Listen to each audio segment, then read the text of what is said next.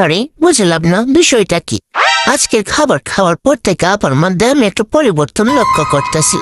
আমার কাছে সবকিছু খিদের কমপ্লেনি অস্বাভাবিক অস্বাভাবিক মনে পাইতেছে।